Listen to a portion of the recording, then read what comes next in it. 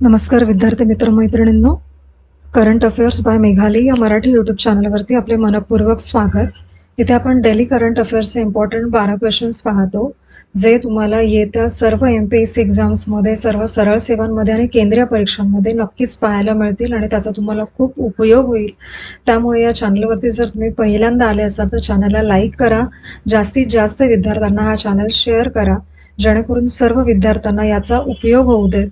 आणि चॅनलला सबस्क्राईब करायला विसरू नका. आणि हे जे लेक्चर आहे ते शेवटपर्यंत पाहण्याचा प्रयत्न करा आणि स्वतःच्या नोट्स मेंटेन करा, ही एक रिक्वेस्ट आहे.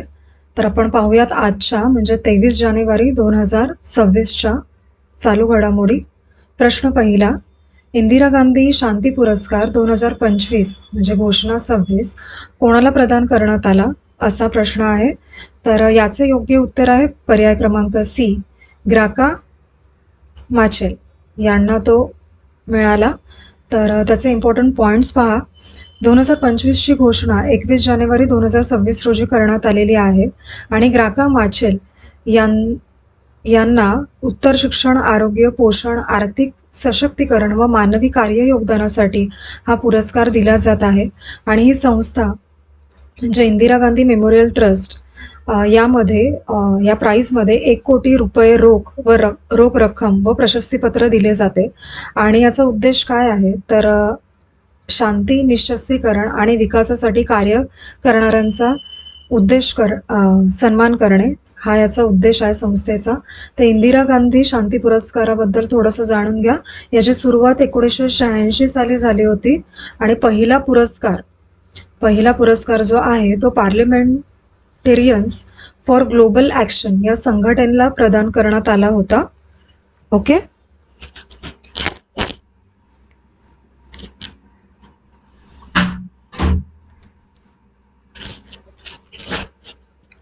पुढील प्रश्न दुसरा, टॉमटॉम ट्रॅफिक इंडेक्सनुसार भारतातील सर्वाधिक ट्रॅफिक जाम असलेलं शहर कोणते आहे?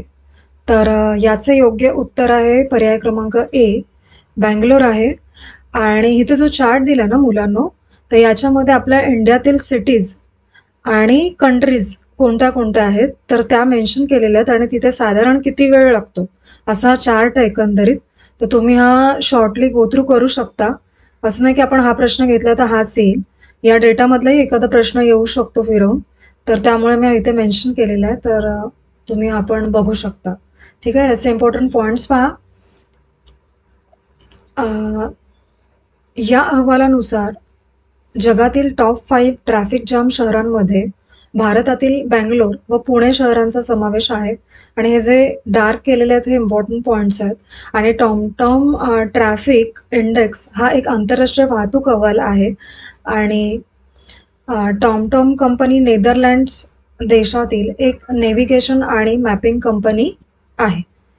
ठीक आहे. पुढील प्रश्न तिसरा, एक्सरसाइज टोपची 2026 कुठे आयोजित करण्यात आली होती? तर याचे योग्य उत्तर आहे पर्याय क्रमांक B, Deolali field firing range, Nashik येथे. याचे इम्पॉर्टंट पॉईंट्स पहा. याचे आयोजन 21 जानेवारी 2026 रोजी करण्यात आले होते. याचा मुख्य उद्देश काय आहे तर भारतीय सैन्याची फायर पॉवर व युद्ध सज्जता दाखवणे आणि आधुनिक तंत्रज्ञान, ड्रोनद्वारे अचूक लक्ष्य निर्धारण व रिअल टाइम डेटा शेअरिंग हे याचे इम्पॉर्टन्स आहे. आणि लेफ्टनंट जनरल NS सरना यांच्या मार्गदर्शन आहे ते हा सराव करण्यात आलेला आहे, ही एक्सरसाइज करण्यात आलेली आहे. आणि राष्ट्रीय उपक्रमावरती भर भारतीय आत्मनिर्भर भारत संरक्षण क्षेत्रात या अंतर्गत करण्यात आलेले आहे. पुढील प्रश्न चौथा, जानेवारी 2026 मध्ये दिल्ली महानगरपालिकेचे MCD चे नवे आयुक्त म्हणून कोणाची नियुक्ती करण्यात आलेली आहे, असा प्रश्न आहे. तर याचे योग्य उत्तर आहे संजीव खिरवार यांची. त्यांचे महत्त्वाचे पॉइंट्स पहा. यांची नियुक्ती जाहीर करण्यात आली 22 जानेवारी 2026 रोजी. माजी MCD आयुक्त अश्विन कुमार यांची जागा त्यांनी घेतलेली आहे. आणि माजी MCD आयुक्त अश्विन कुमार यांची बदली आता जम्मू काश्मीर येथे झालेली आहे आणि संजीव खिरवार हे AGMUT कॅडरचे आहेत. आणि 2022 मध्ये संजीव खिरवार कोणत्या स्टेडियमशी संबंधित वादामुळे चर्चेत होते, तर त्यागराज स्टेडियम, दिल्ली. ओके, पुढील प्रश्न 5. बोर्ड ऑफ पीस या प्रस्तावित मंडळाचे अध्यक्ष कोण आहेत, असा प्रश्न आहे. तर याचे योग्य उत्तर आहे पर्याय क्रमांक C, डोनाल्ड ट्रम्प आहेत. महत्वाचे पॉइंट्स पहा. इस्रायलचे पंतप्रधान Benjamin Netanyahu board of peace मध्ये सामील होण्यास मान्यता यांनी दिलेली आहे. आणि बोर्ड ऑफ पीसचा उद्देश काय आहे, तर गाझा संघर्षातील युद्धविरामावरती देखरेख करणे. आणि इस्रायलने कोणत्या देशावरती आक्षेप घेतला होता या सर्व गोष्टींमध्ये, तर तुर्की या देशावरती. आणि गाझा कार्यकारी समितीचे महत्वाचं काम काय आहे, तर हमासचे निशस्त्रीकरण व गाझाचा पुनर्बांधणी कार्यक्रम पाहणे. पुढील प्रश्न 6.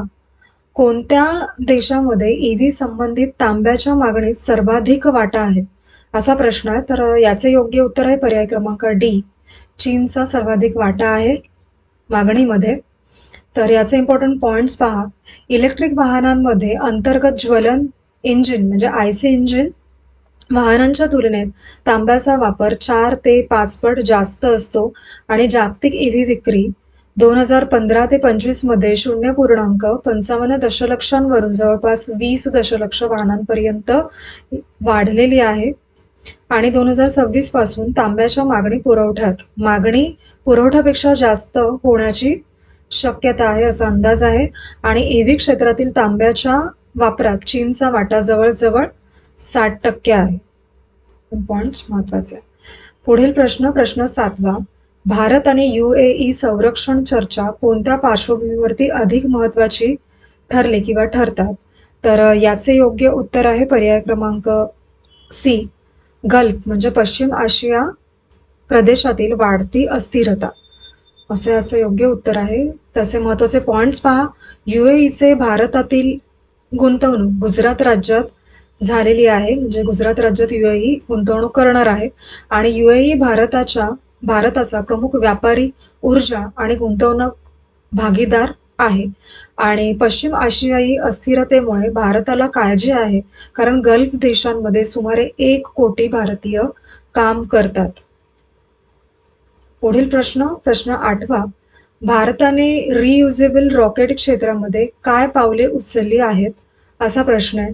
तर याचे योग्य उत्तर आहे पर्याय क्रमांक A, रियुजेबल लॉन्च व्हेकल प्रकल्प आणि रॉकेट स्टेजेसची परतफेड पद्धत विकसित करणे, हे टार्गेट आहे इंडियाचं. आणि त्याचे महत्वाचे पॉइंट्स पहा. प्रोपेलंट आणि इंधन टाक्या पारंपरिक रॉकेट्सची 90% वजनाची रचना असल्यामुळे रॉकेटचे सर्व वजन हे इंधनावरती असते. आणि स्पेसएक्स आणि फाल्कन 9 रॉकेट 500हून अधिक वेळा परत वापरले गेलेले आहेत. काही बूस्टर 30हून अधिक मिशनसाठी वापरले गेलेले आहेत. ही त्यांची क्वालिटी झाली. आणि भारतातील रियुजेबल लॉन्च व्हेकल म्हणजे RLV पंखासह शटल सारखे अंतराळ यान जे परत पृथ्वीवरती येऊन रनवेवरती उतरू शकते. ठीक आहे. आणि पुढील प्रश्न 9. होप आयलंड कुठे स्थित आहे, असा प्रश्न आहे.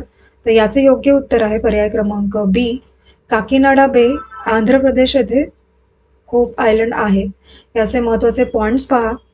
होप आयलंड हे श्रीहरिकोटा अंतराळ केंद्रापासून 600 किलोमीटर अंतरावरती आहे जवळजवळ. आणि श्रीहरिकोटा हे भारताचे आपले मुख्य अंतराळ केंद्र आहे. आणि याचा मुख्य उद्देश काय आहे होप आयलंडचा, तर राज्य उच्च तंत्रज्ञान क्षेत्रामध्ये पुढे जाण्याचा प्रयत्न करत आहे. आणि खाजगी समूहाचे सहकार्य म्हणजे कुठली खाजगी कंपनी यामध्ये सहभागी होणार आहे किंवा सहकार्य करणार आहे, तर ग्रीनको ग्रुप यामध्ये सहभागी होणार आहे. पुढील प्रश्न 10. इलेयाराज यांना पद्मपाणी पुरस्कार कोणत्या महोत्सवात देण्यात येणार आहे, तर याचे योग्य उत्तर आहे पर्याय क्रमांक बी अजंठा एलोर आंतरराष्ट्रीय चित्रपट महोत्सवामध्ये. तर आधी यांना पद्मभूषण पुरस्कार मिळालेला आहे आणि आता त्यांना पद्मपाणी पुरस्कार जाहीर झालेला आहे. ठीक आहे. पुढील प्रश्न इम्पॉर्टंट पॉइंट्स पहा त्याचे. पद्मपाणी पुरस्कार हा अजंठा एरोल चित्रपट महोत्सवाचा आजीवन योगदान सन्मान आहे आणि या पुरस्कारामध्ये स्मृतिचिन्ह, प्रशस्तीपत्र आणि 2 लाख रोख रक्कम दिली जाते. आणि 11वा अजंठा एरोल आंतरराष्ट्रीय चित्रपट महोत्सव 28 जानेवारी ते 1 जानेवारी 2026 दरम्यान होणार आहे आणि या महोत्सवाचे आयोजन छत्रपती संभाजीनगर येथे केले जाणार आहे. पुढील प्रश्न 11वा. रिस्पॉन्सिबल नेशन इंडेक्स म्हणजे RNI 2026 मध्ये भारताचा क्रमांक कितवा आहे असा प्रश्न. तर याचे योग्य उत्तर आहे पर्याय क्रमांक सी. भारताचा क्रमांक 16वा आहे RNI इंडेक्समध्ये. तर त्याचे महत्त्वाचे पॉइंट्स पहा. RNI 2026 मध्ये सिंगापूर हा देश पहिल्या क्रमांकावरती आहे आणि एकूण 154 देशांनुसार हे क्रमांक आपले तुम्ही बघू शकता का 154 देशांमध्ये आपला क्रमांक कितवा आहे आणि सिंगापूरचा त्यामध्ये पहिला आहे. आणि RNI हा निर्देशांक वर्ल्ड इंटेलेक्च्युअल फाउंडेशन यांनी सुरू केला आहे. कोणती संस्था आहे. आणि RNI देशाचे मूल्यमापन आंतरिक जबाबदारी, पर्यावरणीय जबाबदारी आणि बाह्य जबाबदारी या 3 निकषांवरती केली जाते. पुढील प्रश्न 12 आणि आजच्या आपल्या लेक्चरमधला शेवटचा प्रश्न. एशिया मॅन्युफॅक्चरिंग इंडेक्स म्हणजे AMI 2026 मध्ये भारताचा क्रमांक कितवा आहे असा प्रश्न आहे. तर याचे योग्य उत्तर आहे पर्याय क्रमांक 6. भारताचा क्रमांक 6वा आहे. तर याचे महत्त्वाचे पॉइंट्स पहा. एशिया मॅन्युफॅक्चरिंग इंडेक्स AMI 2026 मध्ये भारत 11 आशियाई देशांमध्ये 6व्या क्रमांकावरती आहे आणि निर्देशांक उत्पादन क्षेत्रातील स्पर्धात्मकता मोजतो आणि ज्यासाठी 8 प्रमुख स्तंभ आणि 43 उपघटक वापरले जातात. म्हणजे AMI बद्दल इथे महत्त्वाची माहिती आहे की कसं त्याचे परीक्षण केले जाते. आणि 2026 हे या निर्देशांकाचे 3रे वर्ष आहे आणि हा निर्देशांक सलग 3 वर्षांपासून प्रसिद्ध केला जात आहे. 2026 हे याचे 3रे वर्ष आणि भारताचा 6वा क्रमांक हा मेक इन इंडिया सारख्या उपक्रमांसाठी आत्मपरीक्षणाचा संकेत मानला जातो आहे. तर आपले आजचे 23 जानेवारी 2026चे करंट अफेअर्स पाहून झालेले आहेत आणि मला म्हणायचं होतं की मला एक लाईव्ह घ्यायचं होतं की त्यामध्ये मी एक GSचा टॉपिक घेऊन येईल. कारण की मला पण म्हणजे मी पहिल्यांदाच करते त्यामुळे मला लाईव्ह कसे येतात आणि कसं लेक्चर घेतात ते पाहायचं होतं. एक माझा तो प्रयोग पण होईल आणि किती जण इंटरेस्टेड आहेत का लाईव्ह लेक्चरमध्ये तुम्ही मला कमेंट्समध्ये त्याचा रिप्लाय देऊ शकता की जर आपण लाईव्ह घेतलं तर तुम्ही येऊ शकाल का की अटेंड कराल का. तर मला एक तसं करायचं होतं पहिल्यांदा ट्राय. तर इथून पुढे आपण ते नेहमी घेऊ शकू लाईव्हमध्ये जेव्हा एक्झामच्या आधी. तर सांगा तुम्हाला इंटरेस्ट असेल तर मला खरंच एकदा ते घेऊन बघायचं आहे. आणि आजचे लेक्चर तुम्ही शेवटपर्यंत पाहिलेत त्याबद्दल थँक्यू सो मच.